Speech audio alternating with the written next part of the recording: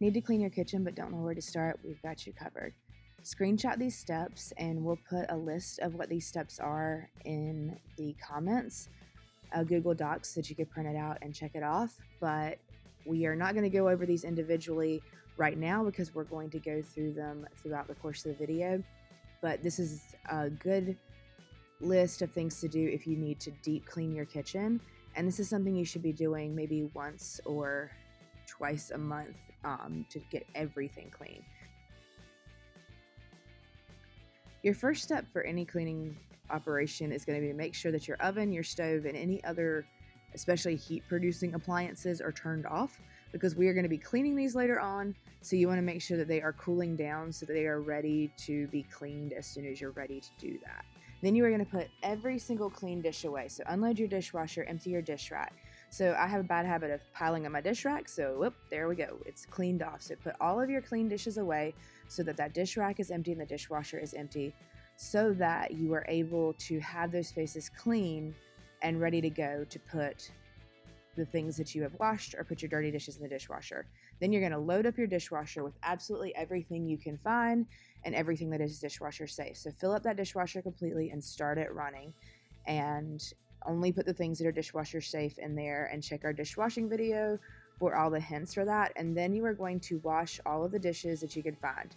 Make sure you check your bedside tables, make sure you check kids' rooms, all over the place. If you have used oil or shortening or grease and you don't have a dishwasher, make sure you're using extra soap and scrub those things very, very well. You might have to actually put a couple of drops of dish soap in that specific dish and scrub that out and use very, very hot water.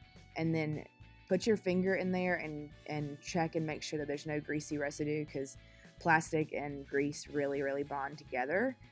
Watch our dishwashing video for other hints on how to wash dishes, but this is just something that has really come up since that time period that I've realized is a big issue.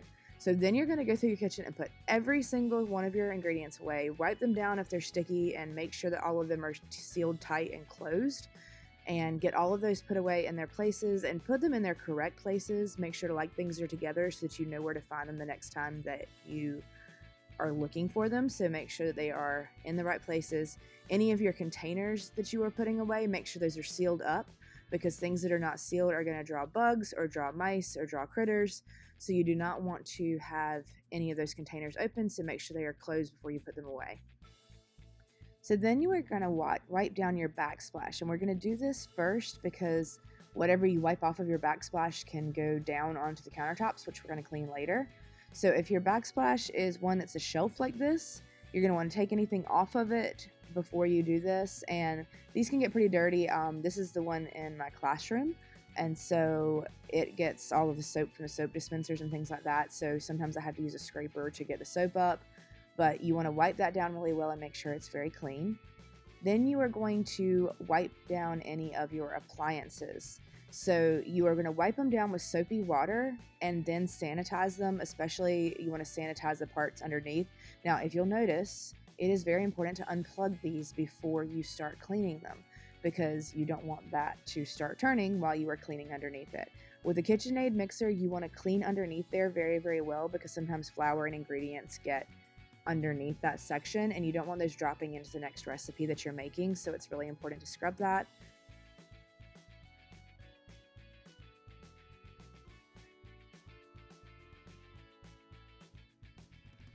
As you are moving through, sometimes you will need to use a little bit more scrubbing, but they do wipe down pretty simply. Then you are going to clean underneath those appliances, because whatever you've wiped off of them is going to be on the countertop.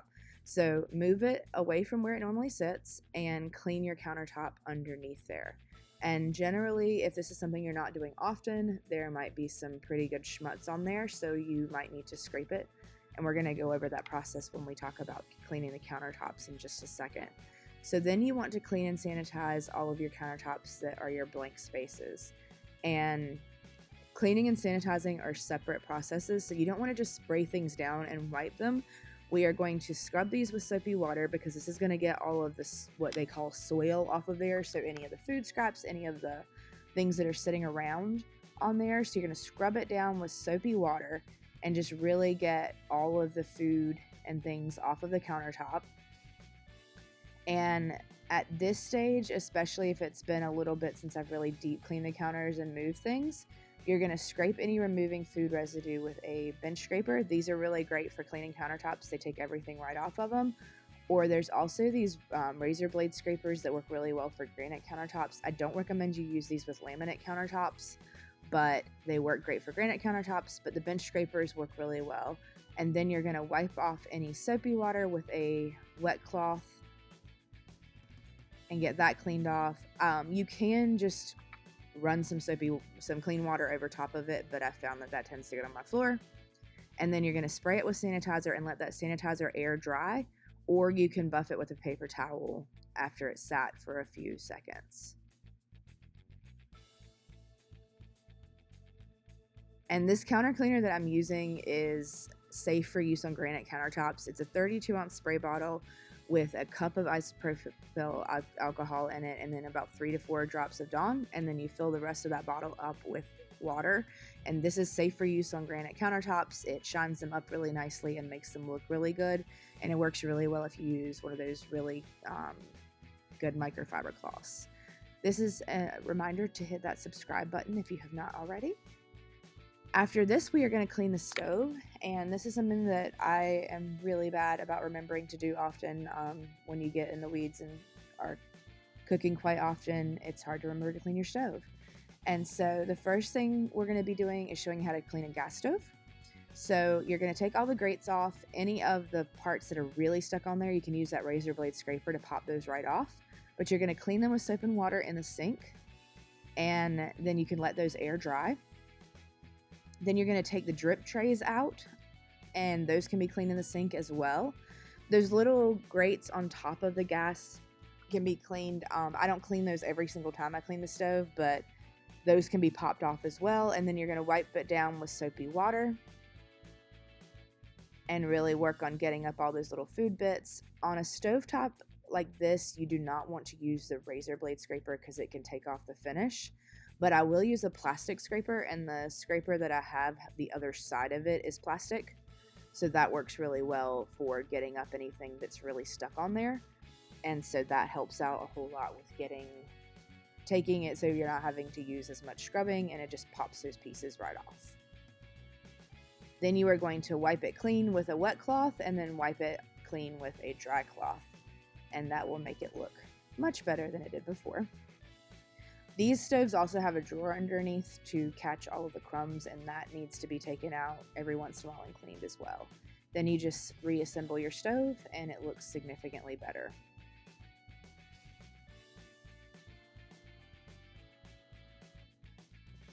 With an electric stove, you're going to want to use soapy water or spray and wipe all of your surfaces clean.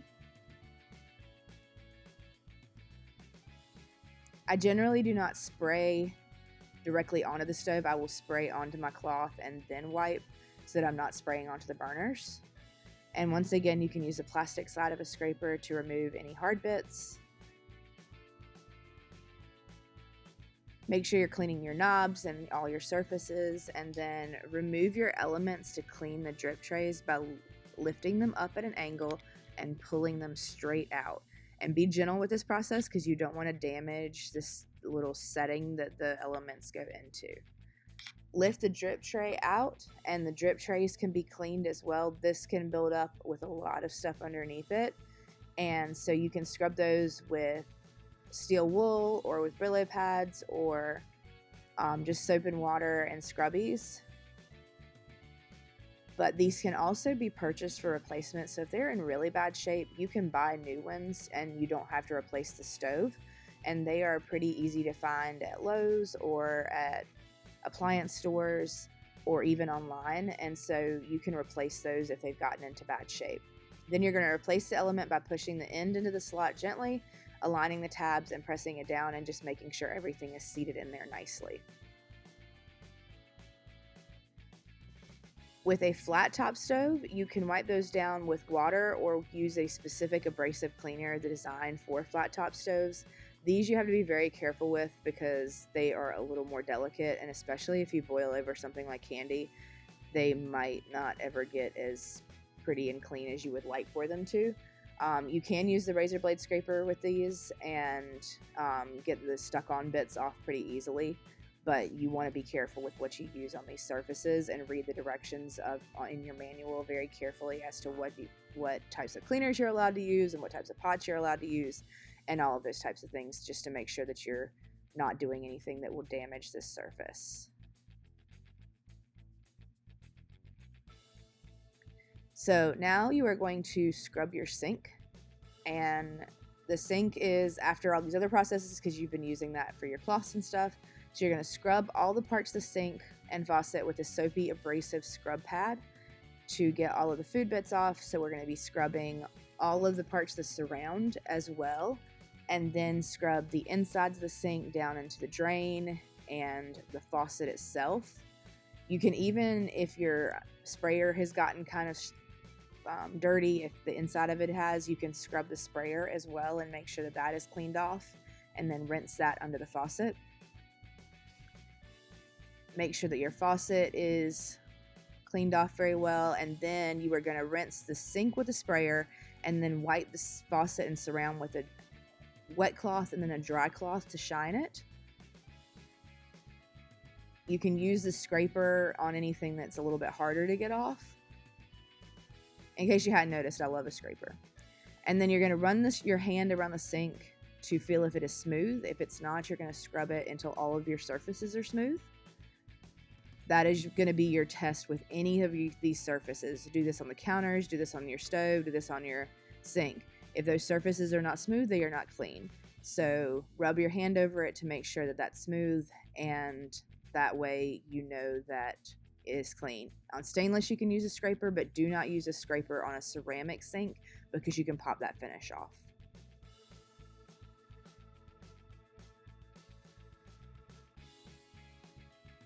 Do a final rinse and wipe down of all of your surfaces.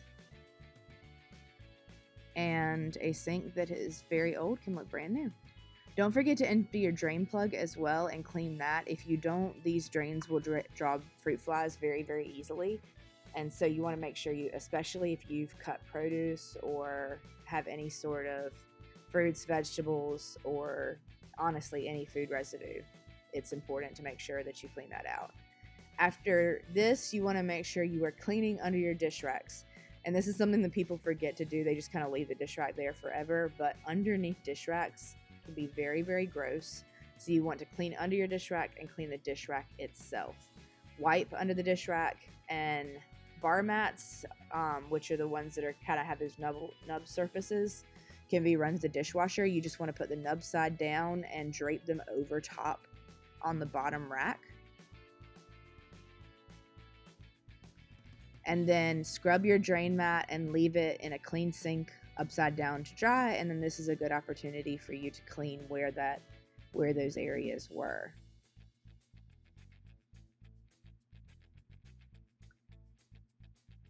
Then clean under where the dish racks were using the counter cleaning method, and do this at least once a week because that water can sour and get really gross, and you want your clean dishes to be going on something that's very clean. So make sure that you are scrubbing that area very well and keeping this very, very clean. And as I mentioned before, after you clean any of these countertops, rub your hand over top of them to make sure they are clean. Finally, we are going to clean our microwave. And so you can microwave a container of water for 5 minutes.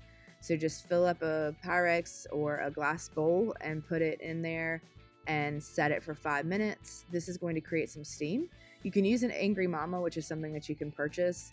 A lot of people will say to fill those halfway with water, halfway with vinegar. I don't use the vinegar because I just really can't stand the smell, and it fills your house with this stinky smell of hot vinegar, and I just don't like it. After you have heated up that water, a lot of it will have evaporated and turned into steam, which is going to soften all of the stuff that's in the microwave. And so everything will just kind of come off of the walls very easily. So all of it wipes right out with a damp cloth. Don't forget the inside of the door.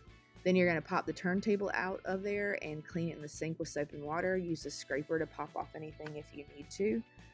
I have also run turntables to the dishwasher, and it has worked just fine. and then you're going to pop the turntable into the microwave and wipe down all of your outside surfaces. It is not a bad idea to use sanitizer on the outside surfaces just because they're a hand contact surface and our hands can get very, very gross. But wipe down all those outside surfaces and you are good to go. If you have enjoyed this video, we would love to have you as a member. We have 2 different levels if you have the option to join.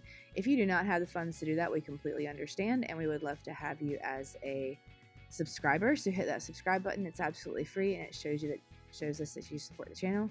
Thank you so much for watching, and don't forget to like, comment, and subscribe. Leave us a comment below to let us know if you have found any of this hints helpful, and we will see you next week.